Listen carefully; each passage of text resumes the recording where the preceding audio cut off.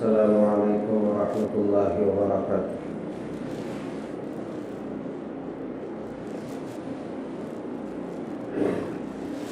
الحمد للہ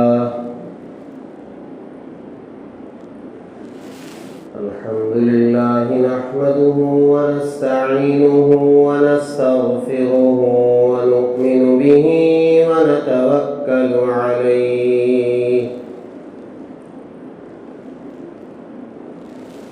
ونعوذ باللہ من شرور انفسنا ومن سیئات اعمالنا ونعوذ باللہ من شرور انفسنا ومن سیئات اعمالنا من يهده الله فلا مضل له ومن يضلله فلا هادي له ونشهد أن لا إله إلا الله وحده لا شريك له ونشهد أن سيدنا ونبينا ومولانا محمدا عبده ورسوله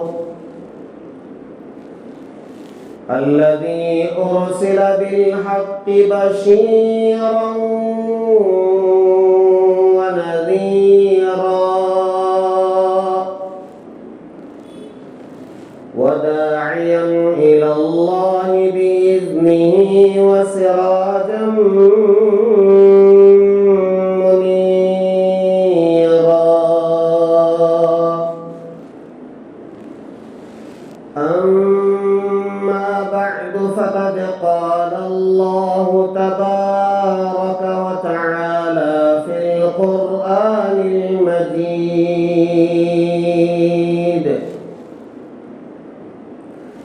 أعوذ بالله من الشيطان الرجيم بسم الله الرحمن الرحيم يا أيها الذين آمنوا اتقوا الله حق تقاته ولا تموتن إلا وأنتم مسلمون آمنت بالله صدق الله العظيم وصدق رسوله النبي الكريم ونحن على ذلك لمن الشاهدين والشاكرين والحمد للہ رب العالمین۔ بزرگان محترم، اللہ تبارک و تعالی کا یہ قدرتی نظام ہے جس ذات وحدہ لا شریک نے دنیا بنایا اور دنیا بنا کر کے مشرق سے لے کر مغرب تک، شمال سے لے کر جنوب تک اس کو پھیلایا اور پھیلا کر کے اپنے خلیفہ یعنی انسان کو بسایا ہے۔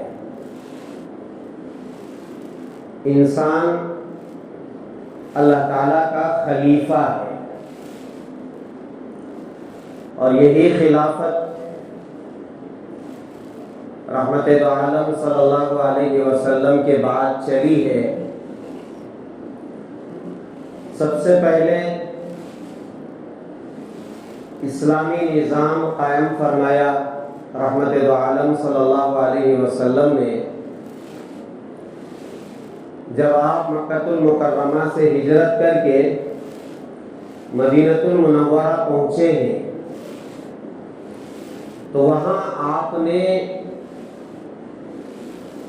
اسلامی حکومت کا نظام قائم فرمایا۔ اسلامی حکومت میں ہوتا کیا ہے؟ اس میں 100% اللہ تعالیٰ کے احکامات نافذ کیے جاتے ہیں، اسی کو اسلامی حکومت کہتے ہیں۔ وہاں سزائیں جو دی جاتی ہیں وہ اپنی طرف سے نہیں دی جاتی ہیں، بلکہ جس قانون کو بھی توڑا جاتا ہے اس قانون کی سزا شریعت میں تلاش کی جاتی ہے۔ چنانچہ رحمت دو عالم صلی اللہ علیہ وسلم نے ان قوانین کو نافذ فرمایا، اور اللہ تعالیٰ کا عجیب نظام دیکھیے، اسلام کو قیامت تک باقی رہنا تھا اور اسلامی احکامات کو بندوں کے درمیان بتانا تھا، تو اللہ تعالیٰ نے حضرات صحابہ سے ایسی غلطیاں کروائیں جس کی سزائیں تھیں۔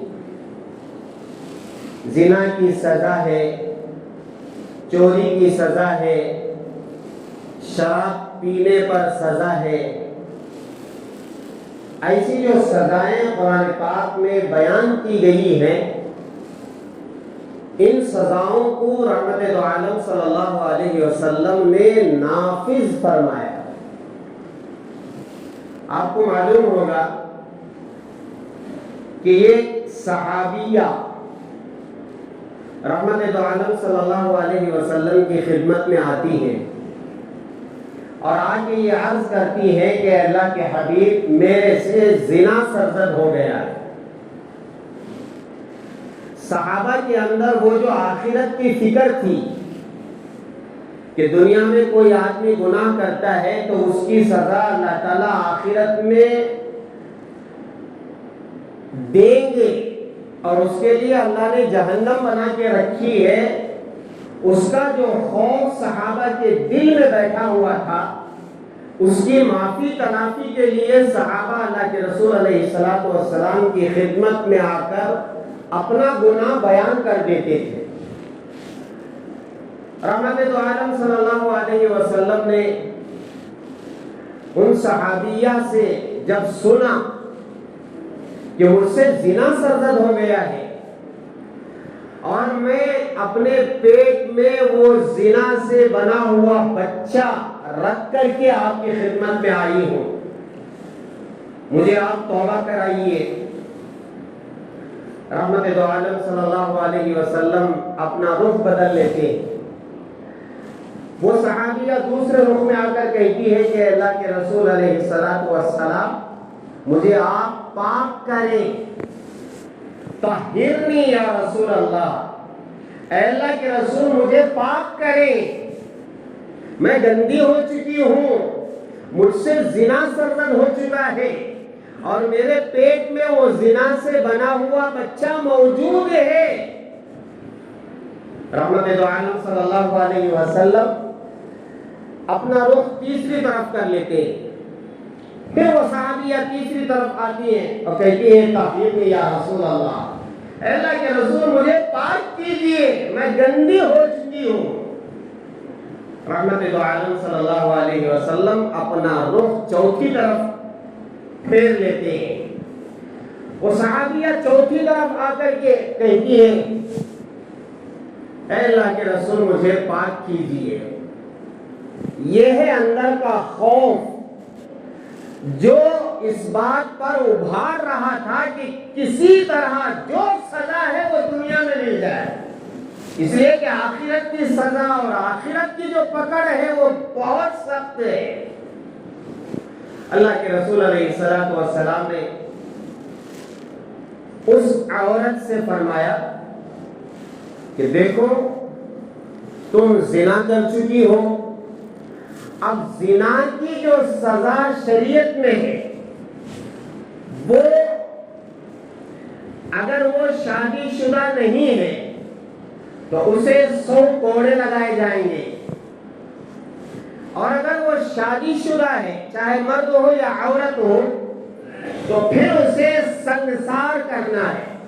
سنسار کرنے کا طریقہ یہ ہے کہ زمین میں گڑھا بنایا جائے گا، اس کے اندر اس کو رکھا جائے گا، اور پھر لوگ پتھر مار مار کر اس کی جان نکالیں گے۔ رحمت عالم صلی اللہ علیہ وسلم نے اس عورت سے فرمایا کہ دیکھو تمہارے پیٹ میں جو بچہ ہے جب اس کی زچگی ہو جائے، وہ دنیا میں آ جائے، تب آنا، اس وقت تمہیں سزا دی جائے گی۔ غلطی تم نے کی ہے، بچے نے تو غلطی نہیں کی ہے۔ رحمت عالم صلی اللہ علیہ وسلم کے اس کہنے پر وہ عورت چلی گئی، لیکن میرا عزیزو اس کی رات کیسے گزری ہوگی، اس کا دن کیسے گزرا ہوگا کہ یا اللہ اگر میری اسی حالت میں موت آ جائے تو پھر میں اللہ کے سامنے کیا منہ دکھاؤں گی۔ دن رات اس صحابیہ کے کیسے گزرے ہوں گے۔ بہرحال 9 مہینے کے بعد زچگی ہوتی ہے، اسے لے کر کے بچے کو لے کر کے وہ صحابیہ رحمت عالم صلی اللہ علیہ وسلم کی خدمت میں آتی ہے۔ اے اللہ کے حبیب، آپ نے فرمایا تھا کہ جب زچگی ہو جائے، اولاد ہو جائے، ڈلیوری ہو جائے، اے اللہ کے حبیب یہ میرا بچہ ہے، آپ مجھے پاک کریں۔ اللہ کے رسول علیہ السلام نے فرمایا کہ دیکھو اس بچے کو تمہاری ضرورت ہے، دودھ پلانا ہے، اس کی تربیت کرنا ہے، اس کی نگرانی کرنا ہے، اس لیے کہ ماں سے بڑھ کر کے کوئی تربیت کرنے والا، بہترین تربیت کرنے والا ماں سے بڑھ کر کون ہو سکتا ہے تمہاری؟ ابھی تربیت کی ضرورت ہے، پرورش کی ضرورت ہے، جاؤ اس کی پرورش کرو، جب بچہ خود سے کھانا شروع کرے تب میرے پاس آنا۔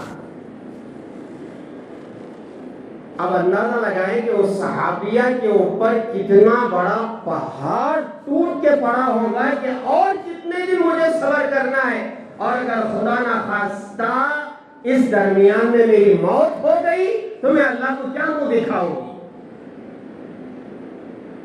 دیکھیے جن کے اندر خوف ہوتا ہے انہی کو معلوم ہوتا ہے کہ یہ کتنا بڑا مشکل کام ہے۔ میں نے ایک مسجد میں مہر کے تعلق سے بیان کیا، آپ اسے سنیں، مہر کے تعلق سے کہ مرد کو چاہیے کہ وہ عورت کا جو مہر ہے وہ موت سے پہلے ادا کر دے، اور میں نے اس پر زوردار ترغیب دلائی کہ ہم کیسے مرد ہیں، عورت کے ساتھ زندگی گزار رہے ہیں اور اب تک ہم نے ان کا مہر ادا نہیں کیا ہے۔ تو آپ یقین مانیں پورے مجمع میں 2 افراد ایسے تھے جن سے میرا تعلق بہت زیادہ تھا، انہوں نے بعد میں مجھ سے ملاقات کی اور بتایا کہ حضرت آپ یقین مانیں جب آپ بیان کر رہے تھے ہمارے اندر ایسا خوف طاری ہو گیا کہ یا اللہ اتنی بڑی ذمہ داری ہمارے سر پر ہے اور ہم اولاد کے ہو چکے ہیں، ہمارے بچے ہو چکے ہیں اور ہم نے اب تک حق مہر ادا نہیں کیا ہے، اور اندر اندر ہی ہم دعا کر رہے تھے کہ یا اللہ کسی طرح ہم گھر پہنچ جائیں اور گھر پہنچ کر کے ہم اپنی بیوی کو حق مہر ادا کر دیں۔ انہوں نے کہا کہ حضرت ہمیں خوف ہو رہا تھا اگر خدا نہ خواستہ ہم گھر پہنچنے سے پہلے مر گئے تو ہمارا کیا ہوگا، اس لیے کہ مہر معاف ہونے والا نہیں ہے، معاف نہیں ہو رہا ہوں، وہ تو ادا کرنا ہی ہے۔ تو جن کے اندر اللہ کا خوف ہوتا ہے، اللہ کا ڈر ہوتا ہے، ان کو معلوم ہوتا ہے کہ کہیں ایسا نہ ہو کہ موت آ جائے اور پھر ساری ذمہ داری میرے سر پر ہو اور میں قبر میں پہنچ جاؤں تو اللہ کے سامنے کیا منہ دکھاؤں گا؟ تو صحابیہ چلی گئی، روتے روتے چلی گئی.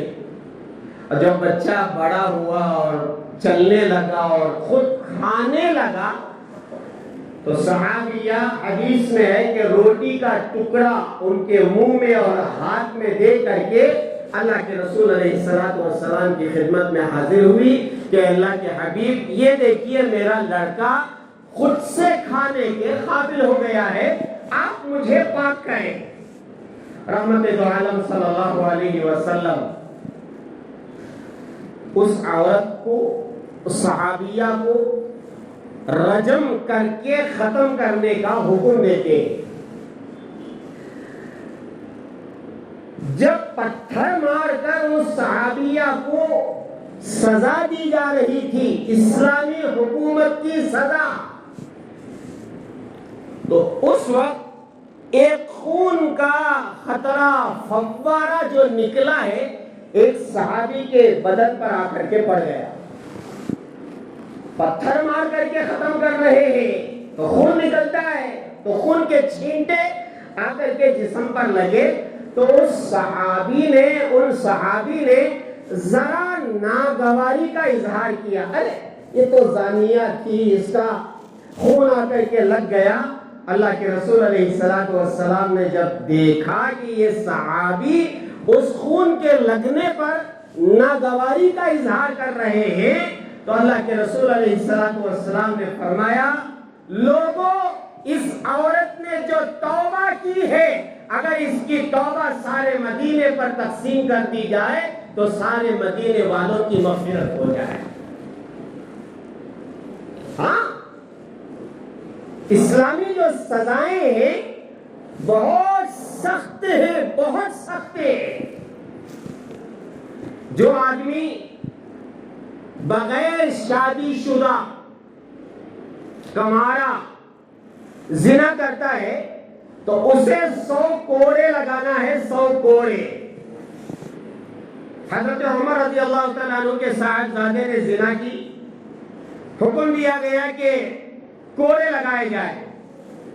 کوڑے، اب کوڑے کیسے کوڑے؟ وہ ہمارے معاشرے میں ہوتا ہے، لڑکا بھاگ گیا، لڑکی بھاگ گئی، 4 دن غائب، 6 دن غائب، مہینہ غائب، تلاش کر کر کے کہیں سے ہوٹل سے پکڑ کے لائے اور لا کر کے مسجد میں بٹھا کر کے کمیٹی والوں نے حکم دیا اب اس پر حد جاری کی جائے. کیا کریں گے؟ رومال لے کر کے ماریں گے. مذاق ہے، مذاق. کوڑے کیسے پتہ ہے؟ جب حضرت عمر کے فرزند پر کوڑے لگائے گئے تو 80 کوڑے لگائے گئے تھے، ان کی جان نکل گئی. پوچھا گیا کہ 80 کوڑوں پر ان کی جان نکل گئی، کیا کرنا ہے؟ کہا کہ 20 کوڑے اور لگانا ہے. کہاں لگانا ہے؟ قبر میں دفنا کر کے ان کی قبر پر 20 کوڑے لگانا ہے. اسلامی جو سزائیں بہت سخت ہیں لیکن اس کے پیچھے بہت بڑا راز ہے، اس لیے کہ جب سزائیں سخت ہوں گی تو پھر اس کے بعد لوگوں کو ہمت نہیں ہوگی کسی ماں بہن کے اوپر آنکھ اٹھائے یا ہاتھ اٹھائے یا کسی کی چیز پر ہاتھ لگا کر کے چوری کرے. آپ دیکھیں سعودیہ میں جا کر کے اگر رات کے 2 بجے بھی ہے اور آدمی آ کر کے سگنل پر کھڑا ہوا ہے، میں نے اپنی آنکھوں سے دیکھا ہے، رات کے 12 یا 2 بجے ہے، سگنل پر ایک کار کھڑی ہوئی ہے اور سگنل دکھا رہا ہے ریڈ لائٹ، آپ کو آگے نہیں جانا ہے. باقاعدہ وہ اس کے پورے سرکل میں سوائے ایک کار کے کوئی نہیں ہے. اب وہ کھڑا ہوا ہے، کیوں کھڑا ہوا ہے؟ اسے معلوم ہے کہ اگر میں سگنل پار کروں گا تو میری سزا یہ ہوگی کہ میرا جو ڈیل ہے وہ ضبط کر لیا جائے گا، ختم کر لیا جائے گا، یا پھر اس پر جو جرمانہ ہے وہ ایسا جرمانہ کہ اس کو ادا کرنا ہی ہے، اس کے بغیر کوئی چارہ نہیں. ایک صاحب غلطیاں کر کے جب انڈیا واپس آنے لگے تو کسٹم میں ان کو پکڑ لیا گیا ایئرپورٹ پر کہ دیکھو تم نے اتنے سگنل پار کیے ہیں، اس کا جرمانہ اتنا بھرنا ہے، وہ فیس آپ بھریں گے تو پھر ہم یہاں سے آپ کو انڈیا بھیجیں گے۔ جو سزائیں سخت ہوتی ہے تو آدمی کے اندر خوف بھی ویسا ہوتا ہے۔ تو یہ اسلامی حکومت ہے، اللہ کے رسول علیہ السلام نے مدینے میں قائم فرمائی۔ پھر اس کے بعد آپ کے بعد حضرت ابوبکر خلیفہ ہوئے، حضرت عمر خلیفہ ہوئے، حضرت عثمان خلیفہ ہوئے، حضرت علی رضی اللہ تعالی عنہ خلیفہ ہوئے۔ اس کے بعد حضرت علی رضی اللہ تعالیٰ عنہ کے بعد پھر خلافت کا جو سلسلہ چلا ہے، پھر وہ ساری چیزیں ہیں حضرت امیر معاویہ کی اور حضرت حسن اور حسین کی، وہ ساری چیزیں ہیں، لیکن آگے چل کر کے خلافت عثمانیہ قائم ہوئی اور ایک وقت آیا کہ خلافت عثمانیہ کو ختم کر دیا گیا۔ پھر اس کے بعد جمہوری نظام جو چلا ہے، پوری دنیا میں جمہوری نظام اس وقت چل رہا ہے، جہاں جہاں جمہوری نظام ہے اور بعض جگہ بادشاہ چل رہی ہے کہ یہ بادشاہ ہے، اس کے بعد یہ بنے گا، اس کے بعد یہ بنے گا، وہاں عوام کی کوئی رائے نہیں لی جاتی ہے کہ میرے بعد کون بنے گا، وہاں رائے نہیں چلتی ہے، وہاں حکومتیں ایک کے بعد دیگرے ایک کے بعد دیگرے چلتی رہتی ہے۔ لیکن جہاں جمہوری نظام ہے وہاں الحمدللہ وہاں کی رعایا سے، پبلک سے رائے لی جاتی ہے، مشورہ لیا جاتا ہے کہ اس وقت آپ کے ملک میں کون وزیر اعظم بنے گا، آپ بتائیں۔ ایک ایک آدمی سے مشورہ لیا جاتا ہے، اسی مشورہ لینے کا آج یہ دن ہے جسے الیکشن کا دن کہتے ہیں۔ الحمدللہ مجھے امید ہے کہ یہاں جتنے احباب آئے ہیں ان کے بائیں ہاتھ کی اس انگلی پر نشان ہوگا، اگر ہے تو الحمدللہ، اور اگر نہیں ہے تو میں آپ سے آپ کی ٹھوٹی پر ہاتھ رکھ کر کے، آپ کے پیٹھ پر ہاتھ رکھ کر کے یہ گزارش کروں گا کہ 6 بجے سے پہلے اپنے پولنگ بوتھ پر جائیں اور جا کر کے آپ سے مشورہ پوچھا جا رہا ہے کون آپ کے ملک کا وزیر اعظم بنے گا، آپ بتائیں۔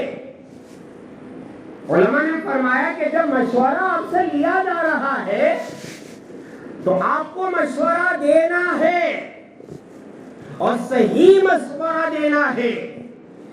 اس لیے میرا عزیزو، جو احباب ووٹ دے چکے ہیں الحمدللہ ثم الحمدللہ، میں آپ سب کے سامنے اس بات کا اظہار کروں گا کہ میرے پولنگ بوتھ میں سب سے پہلا ووٹ ڈالنے والا میں ہی تھا۔ 6:15 بجے جا کر میں لائن میں کھڑا ہو گیا۔ پولیس والے نے کہا کہ 7 بجے ووٹنگ ہوگی، میں نے کہا کہ 7 بجے تک میں یہاں کھڑا رہوں گا، اس لیے کہ ووٹنگ سے فارغ ہو کر پھر مجھے یہاں آنا تھا۔ میں 7 بجے دیکھتا ہوں کہ ایک لمبی لائن لگ چکی ہے، مردوں کی بھی اور خواتین کی بھی۔ بہرحال اس وقت اگر آپ کسی اور چیز کے انتظار میں بیٹھے ہیں، ایک فلائٹ آئے گی، مجھے بٹھا کر کے اس پہ لے جایا جائے گا اور پولنگ بوتھ پر میری فلائٹ اترے گی اور پھر مجھے لے جا کر کے بڑے ادب و احترام کے ساتھ پولنگ بوتھ میں کہا جائے گا کہ آپ یہاں ووٹ ڈالیں، نہیں میرا عزیزو، نہ فلائٹ آئے گی، نہ کار آئے گی، نہ آٹو آئے گی، نہ ٹو ویلر آئے گی، کچھ آنے والی نہیں ہے۔ آپ کو خود جانا ہے اور جا کر کے آپ اپنا ووٹ ڈالنا ہے، کسی بھی حال میں ڈالنا ہے۔ ہمارے علماء کرام نے، جیسے میں نے گزشتہ جمعہ کہا تھا، یہ جٹ ہو کر آپ سے کہا ہے کہ 100% پولنگ کرنا ہے، کرنا ہے، کرنا ہے۔ آپ سے مشورہ لیا جا رہا ہے۔ آپ کہیں گے میں ایک اکیلا ووٹ نہیں ڈالا تو کیا ہوتا ہے، کیا ہو جا رہا ہے، میں ایک نہیں ہوں۔ نہیں میرا عزیز، یہ 100 باتیں اٹھا کر کے پوٹلی باندھ کر کے گھر میں رکھے، اگر ووٹ ڈال دیے ہیں تو الحمدللہ، اور اگر نہیں ڈالے ہیں تو انشاءاللہ فوراً نماز کے بعد کھانا کھا کر کے ہی جائے۔ ہماری قوم جو ہے ماشاءاللہ کھائے بغیر کچھ نہیں کرتی، کھا کر ہی کریں، تو کھا کر کے فوراً جائیں، آپ بھی جائیں، آپ کے گھر والوں کو لے جائیں اور لے جا کر کے ووٹ ڈلوائیں۔ کریں گے انشاءاللہ۔ بہت سخت ضرورت ہے، آج پولنگ کا دن ہے اور بہت ساری چیزوں کی پابندی ہوتی ہے بات کرنے میں، اس لیے میں بہت احتیاط کے ساتھ یہ ساری چیزیں آپ سے عرض کر رہا ہوں۔ بس اتنا کہوں گا کہ ضرور آپ اپنے ووٹ کا صحیح استعمال کریں۔ اللہ تبارک و تعالیٰ سے دعا ہے، اللہ تبارک و تعالیٰ ہمارے اس ملک میں ایسا وزیر اعظم منتخب کرے جو اپنی رعایا کا درد مند ہو، قوم کی فکر رکھتا ہو اور ہمارے ملک کو بچاتا ہو۔ ایسا وزیر اعظم اللہ تعالیٰ ہمیں عطا فرمائے، اور اللہ تعالیٰ ہمارے تمام مسلمانوں کو، غیر مسلموں کو صحیح اطمینان کے ساتھ جینے کا موقع عطا فرمائے۔ وآخر دعوانا ان الحمد للہ رب العالمین۔